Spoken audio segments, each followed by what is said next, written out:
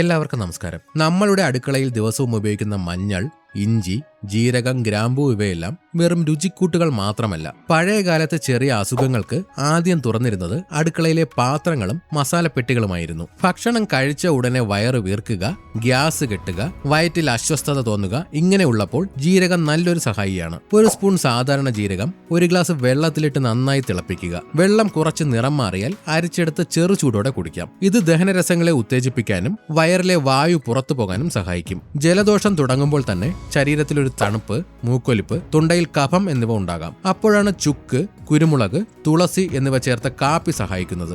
വെള്ളത്തിൽ ചുക്ക്, കുറച്ച് കുരുമുളക്, കുറച്ച് തുളസിയില എന്നിവ ചേർത്ത് തിളപ്പിക്കുക. എന്നിട്ട് ഇത് ചെറു ചൂടോടെ കുടിക്കാം. ഇത് ശരീരത്തിലെ തണുപ്പ് സ്വഭാവം കുറയ്ക്കാനും കഫം ഇളകിപ്പോകാനും സഹായിക്കും. പുളിച്ചു തികട്ടൽ, നെഞ്ചരിച്ചിൽ, ഭക്ഷണം കഴിച്ചാൽ മുകളിലേക്ക് വരുന്നത് പോലുള്ളൊരു തോന്നൽ ഇവ പലർക്കും സാധാരണമാണ്. ഒരു ഗ്ലാസ് ജീരക വെള്ളത്തിൽ അല്പം കൽക്കണ്ടം ചേർത്ത് കുടിക്കുക. ഇത് വയറിന് ശാന്തത നൽകാനും അസിഡിറ്റി മൂലമുള്ള അസ്വസ്ഥതകൾ കുറയ്ക്കാനും നല്ലതാണ്. പക്ഷേ നെഞ്ചരിച്ചിൽ ദിവസവും തുടരുന്നുണ്ടെങ്കിൽ അത് വെറും ഗ്യാസ് എന്ന് കരുതി വിട്ടുകളയരുത്.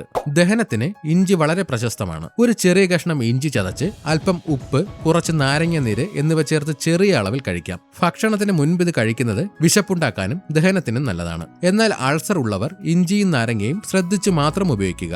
ആർത്തവ സമയത്ത് അടിവയറ്റിൽ വേദനയും പേശി മുറുക്കവും ഉണ്ടെങ്കിൽ എള്ളും ശർക്കരയും പഴയകാലത്ത് ഉപയോഗിച്ചിരുന്ന ഒരു കൂട്ടാണ്. എള്ളൽപ്പം വറുത്തരച്ച് ശർക്കര ചേർത്ത് ചെറിയ അളവിൽ കഴിക്കാം. ഇത് ശരീരത്തിന് ബലം നൽകാനും ആർത്തവ സമയത്തെ ക്ഷീണം കുറയ്ക്കാനും സഹായിക്കും. മൂക്കടപ്പ്, സൈനസ് എന്നിവ കാരണം തലവേദനയും തലഭാരവും വരുമ്പോൾ മഞ്ഞൾ ചേർത്ത ആവി നല്ലതാണ്. തിളച്ച വെള്ളത്തിൽ അല്പം മഞ്ഞൾപ്പൊടി ഇട്ട് ആവി പിടിക്കാം. ഇത് മൂക്കടപ്പ് കുറയ്ക്കാനും തലയുടെ ഭാരം കുറയ്ക്കാനും സഹായിക്കും. രാത്രി 1 ടീസ്പൂൺ ഉലുവ വെള്ളത്തിൽ കുതിർക്കാൻ വയ്ക്കുക. രാവിലെ അല്ലെങ്കിൽ രാത്രി കിടക്കുന്നതിന് മുൻപ് ചെറിയ അളവിൽ കഴിക്കാം. ഉലുവയിലെ നാരുകൾ മലബന്ധം കുറയ്ക്കാൻ സഹായിക്കും. കറിവേപ്പില ദഹനത്തിനും കൊളസ്ട്രോൾ നിയന്ത്രിക്കാനും സഹായകരമാണ്. ഒരു പിടി കറിവേപ്പില അരച്ച് മോരിൽ കലക്കി കുടിക്കുക. ഇത് ദഹനം മെച്ചപ്പെടുത്താനും ശരീരത്തിലെ മെറ്റബോളിസത്തെ പിന്തുണയ്ക്കാനും സഹായിക്കും. ചർമ്മത്തിൽ ചെറിയ ചൊറിച്ചിൽ, തടിപ്പ്, ചെറിയ അലർജി പോലുള്ള പ്രശ്നങ്ങൾക്ക് മഞ്ഞളും വേപ്പിലയും ഉപയോഗിക്കാം. വേപ്പില നീരിൽ അല്പം മഞ്ഞൾ ചേർത്ത് പേസ്റ്റ് പോലെയാക്കി പുറമേ പുരട്ടാം. 15 മിനിറ്റിന് ശേഷം ഇത് കഴുകിക്കളയാം. തൊണ്ടവേദന, ചെറിയ അസ്വസ്ഥത,